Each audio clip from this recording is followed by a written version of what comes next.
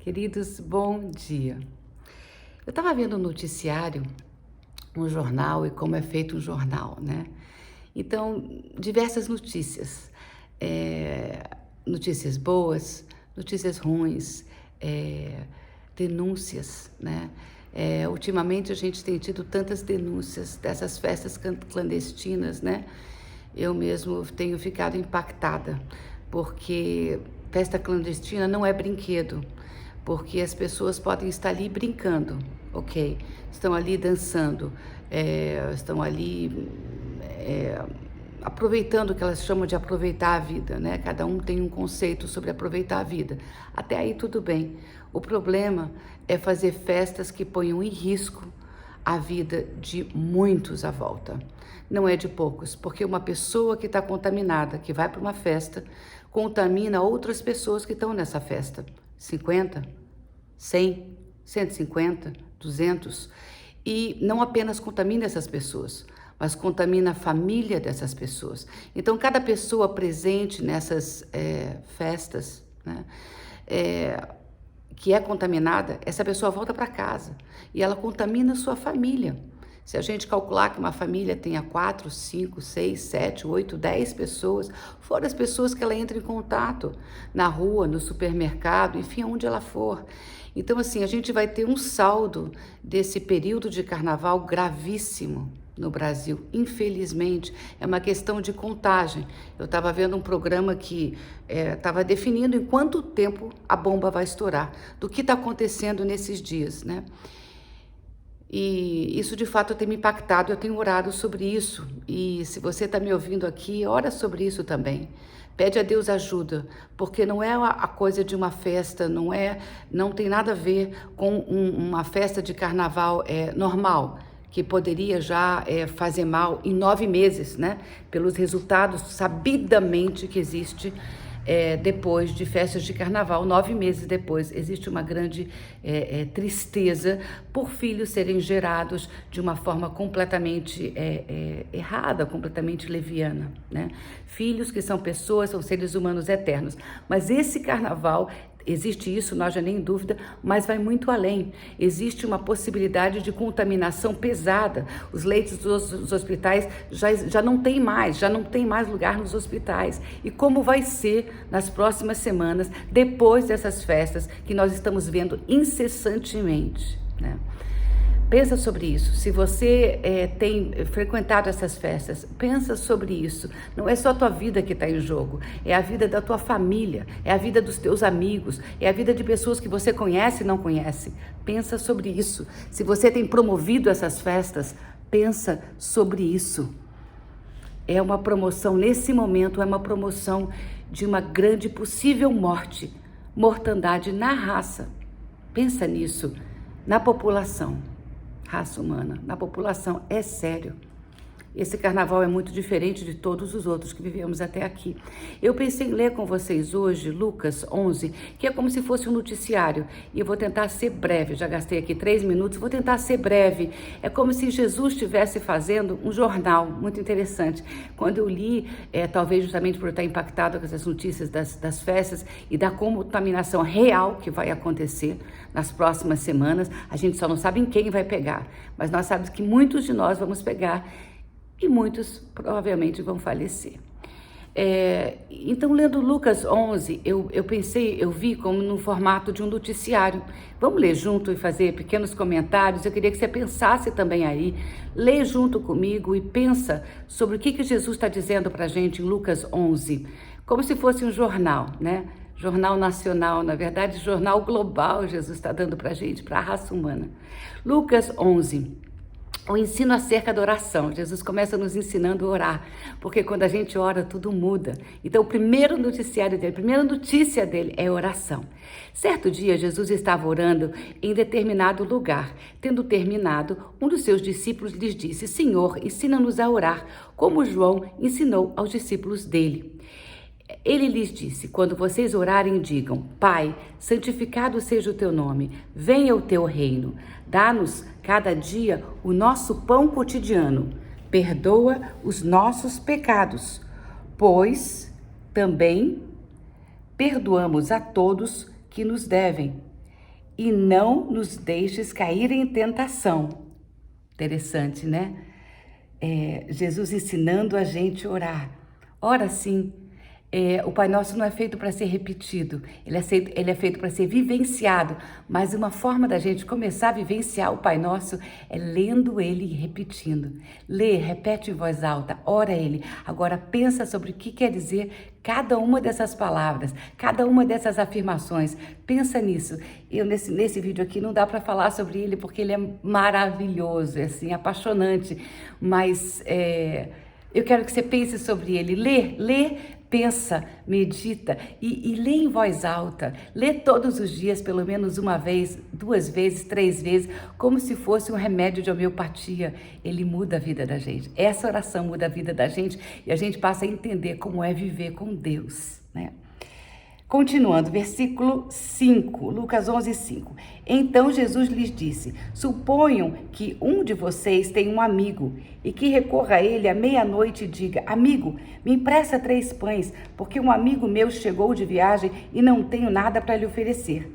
E o que estiver dentro responda: não me incomode, a porta já está fechada, eu e meus filhos já estamos deitados, não posso me levantar e lhe dar o que me pede. Eu lhes digo, Jesus dizendo, embora ele não se levanta para dar-lhe o pão por ser seu amigo, por causa da importunação, se levantará e lhe dará tudo o que precisar. Por isso lhes digo, peçam e lhes será dado.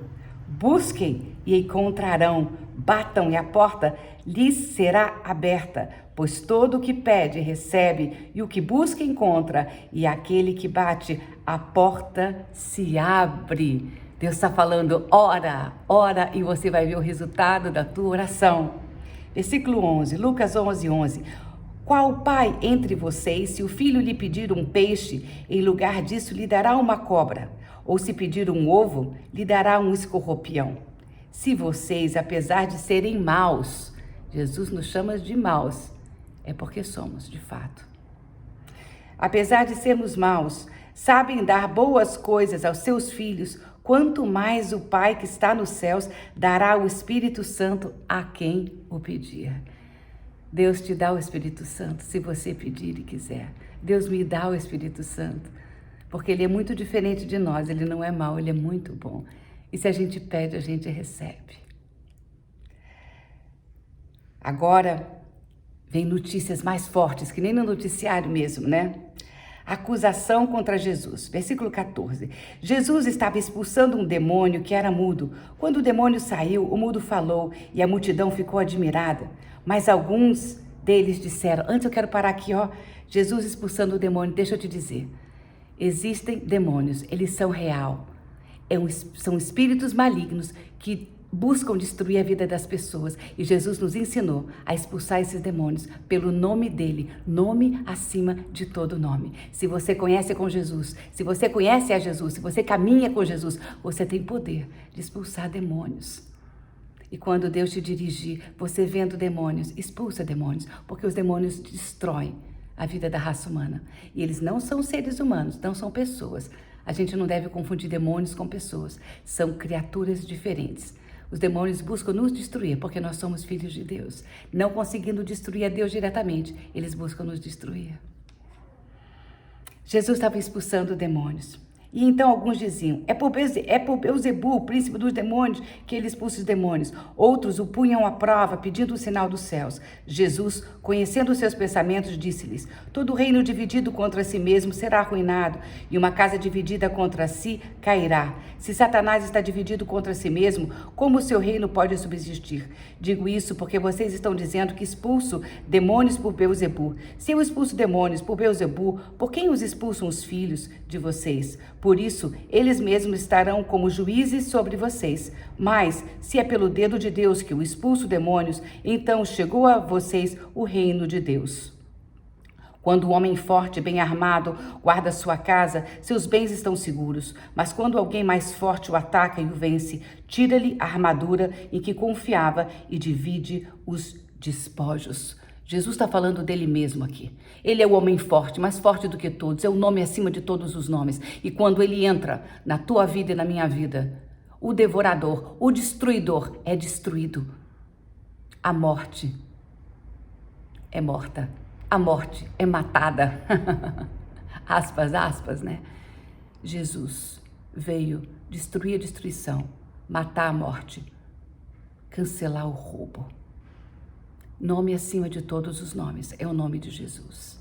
Você com Ele, você pode todas as coisas, porque Ele te fortalece e Ele é com você.